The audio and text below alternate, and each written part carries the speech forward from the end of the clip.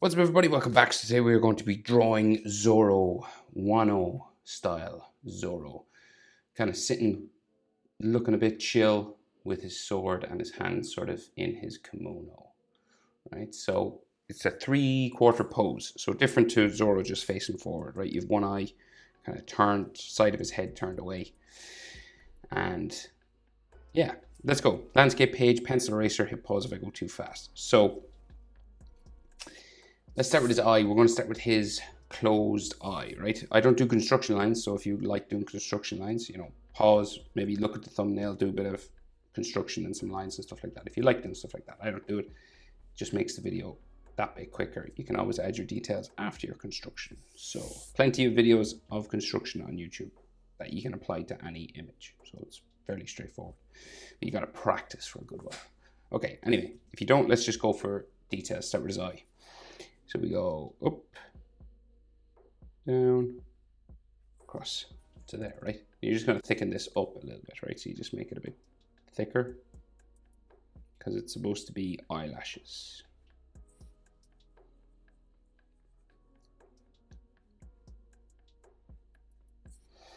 Right? And then we got like an eyelid line just above.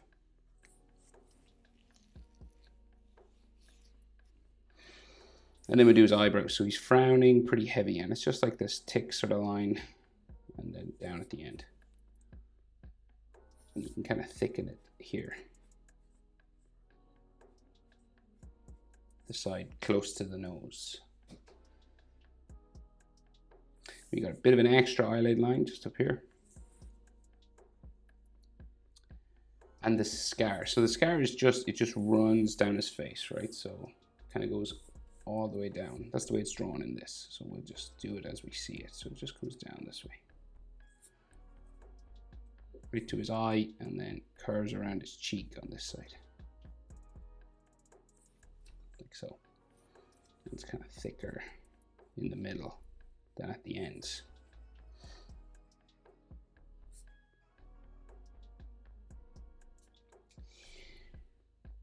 Okay, and then some frown lines here.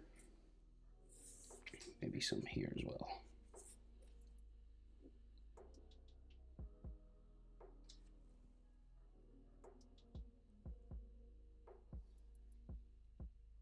So we'll come over and just add his nose, right? So it's kind of like in the way a character is in profile, just over to the left a little bit. It's like a letter L, or see, like that, an L shape, just going that way. And you have a bit of a nostril here. And then his eye then just beside that one. So it's 3/4 pose, right? So this eye is like, it's not too much smaller, but it's a little bit smaller width-wise than the other one. It's pretty close though. Top eyelid. And then we'll go down for the bottom, back into there.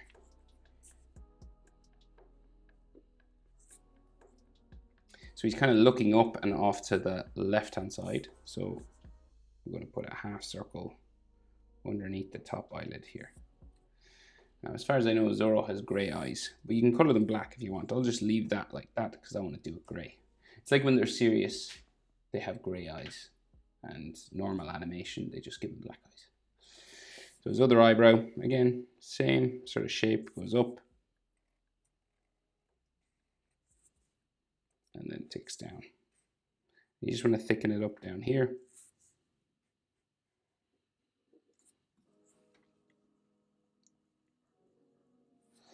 And then his top eyelid line there.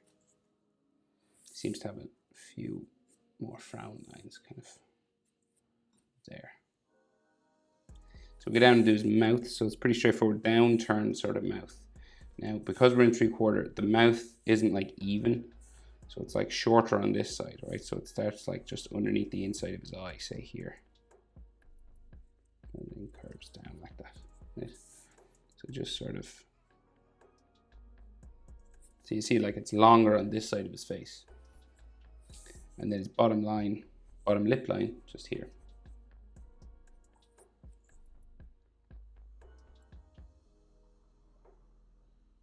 So his chin then, square chin down here.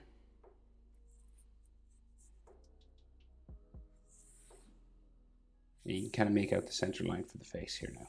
It's kind of a curved line that runs down that way.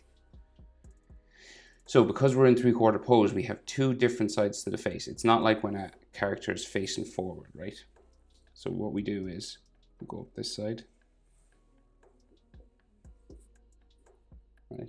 And when you get to the brow, right, the eyebrow area, that's when you change direction, you go up around. Like that. Now, different animes do it differently, but One Piece's one is fairly simple. Just curves up like that. And then the other side, we go for the jaw and curve it up here.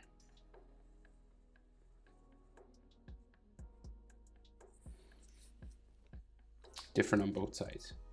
Okay, at the top of his jawline here, we have his sideburn. So just like this kind of thing. And this will eventually become his ear at the top. And you have like hairlines here. Right, and like proportions of things is pretty much the same. Like say top eyelid to the nostril, about the same as nostril to chin.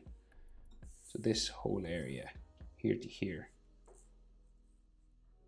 is about the same as here to here. And then nostril to the bottom lip is about the same as bottom lip to chin. That's kind of your proportion for the human face. It's different depending on the head tilt and all that kind of stuff. But in general, right, here and here are about the same. And here are about the same, roughly. So there's a bit of wiggle room. It doesn't have to be exact, right? Right, he has a line on the side of his head like a temple, you know, like a line like that. And then his hairline comes up around.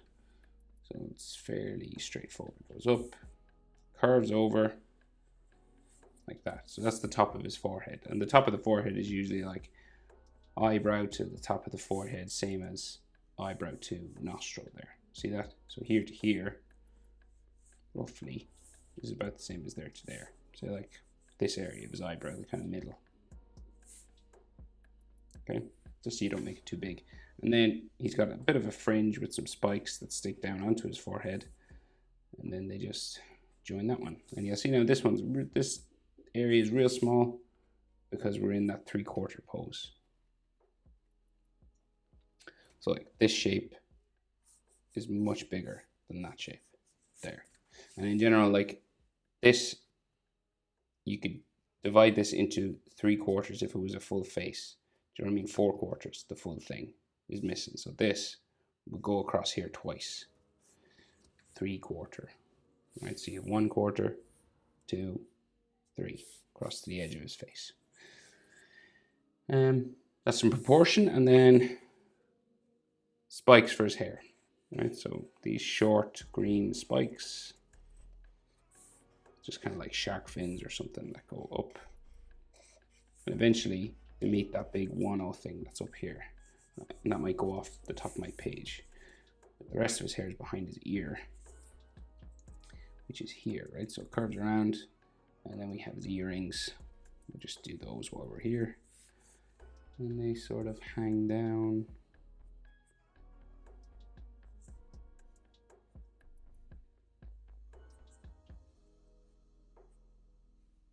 So you have the ear lines in between and his lobe just there, and then lines inside the ear. Very simple way of doing it. And then the rest of that hair. Remember, hit pause if I'm going too fast. Use that pause button. It's the best thing about tutorials on YouTube. You can just slow things down.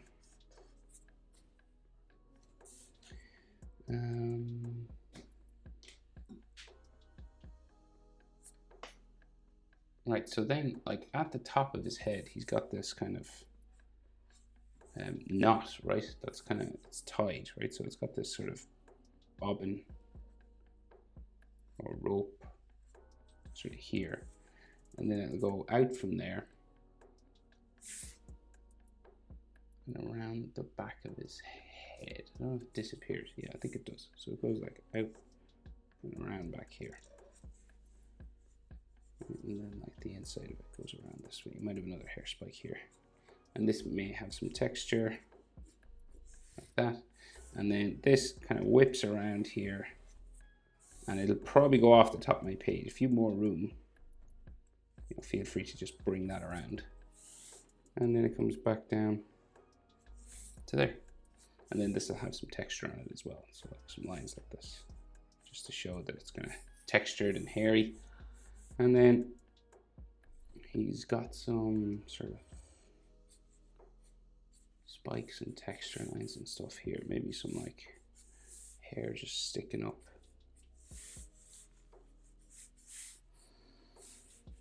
Some on his sideburn.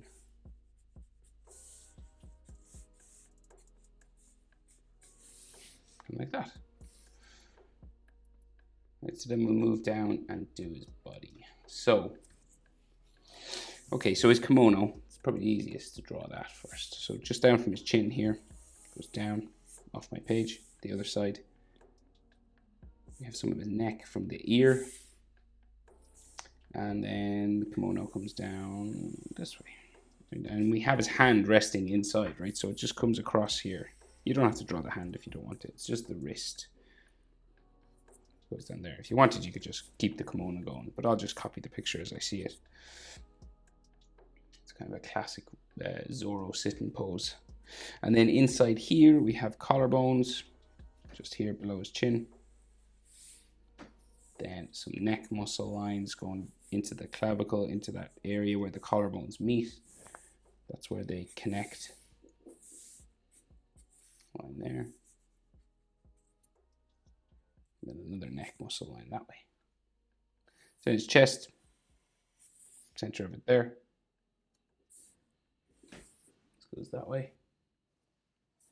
Chest muscle at the bottom. And there's like an ab line or something here. And then he has a big scar coming across his chest, going that way. And there's actually stitching lines on this one. It's like my scar here. So you can actually still see the stitching lines on mine. I don't know if you make that out on the screen. Anyway, just made me thought of my own scar. So this goes this way. This is the kimono. Down that way. And then he's kind of hunched over, right? So his shoulder will go out this way, down off my page. And then the green edge of that there, and then the green edge on this side. So yeah, it's like another, and his hand is holding his sword here, so we might have to draw the hand first. Yeah, we'll draw the hand first. So his arm comes up here. This is like his wrist.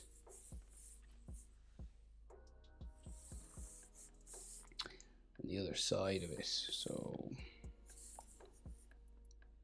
here, and you kind of have a wrist bone bumping out, and then his hand going off that way. And you could have some wrist bone sort of lines there, and then the palm of his hand going around there, right? So his hand is like, so it's like forms a fist, right? And if you form a fist with your hand, you'll see the thumb comes across the fingers here. So we draw the thumb first, and the thumbs are pretty easy to draw when they're in this position. They kind of just look like beans or something, you know? And then his thumbnail on top, like that, right? And then the knuckles, so the index finger is the first one that goes behind, right? So, and you have 3 segments, right? So you go up, change direction for the second segment, and then again for the third, right? And then you'll do that again. So you go 1, 2, 3, and down for the knuckle on that one. And then you go again. So you go 1, 2, 3, and then knuckle there, like a knuckle here. And then you go again, 1, 2, 3, and down to the back of the hand. And you can actually see the bottoms of the fingers on these ones. So they kind of curve around. And this one under there, right? And then we'll have 3 segments again. 1, 2, 3 on the little finger. And then his sword just flies off, the handle of the sword flies off this way. Like that. And then we just need to add some extra sort of details just on the fingers, like some knuckle lines and some fingernail lines. Just these little dashes.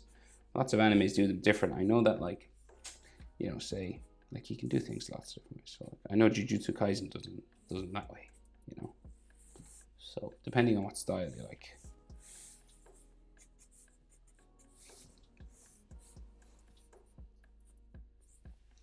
Lots of different ways of doing them. And then fingernails, just here, curving around. You can just kind of see the size of them.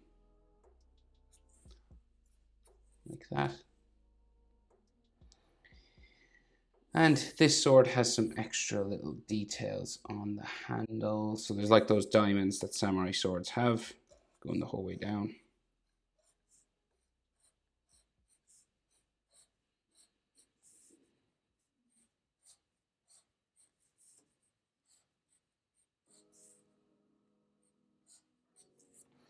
So, and then there could be some, so like bandage or kind of wrapping or something, you know, inside this kind of stuff, right? These lines, just to sort of suggest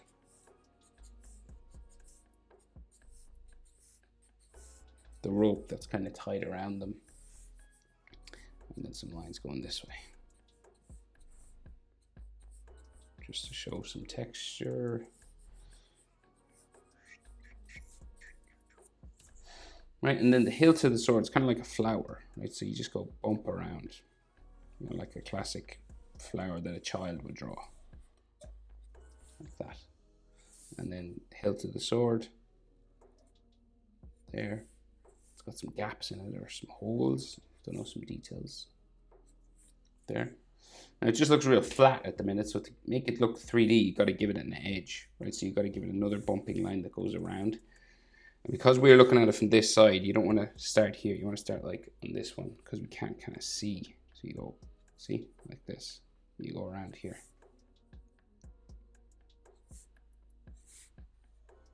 Then it'll go the whole way down. Right? So it kind of just gives it a 3-dimension. And then his sword up here is kind of wrapped with rope, so it just gonna goes around like this.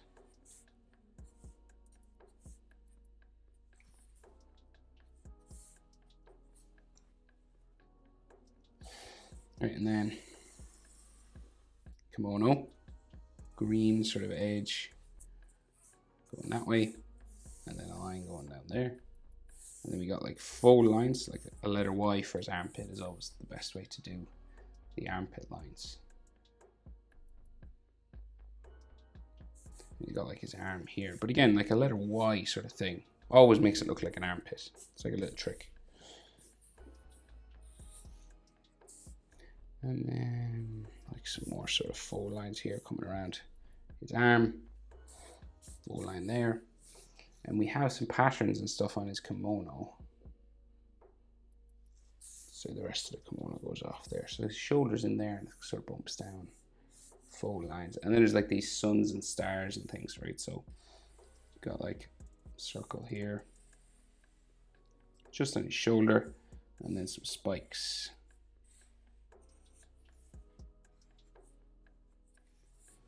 Like that. And then it goes like so.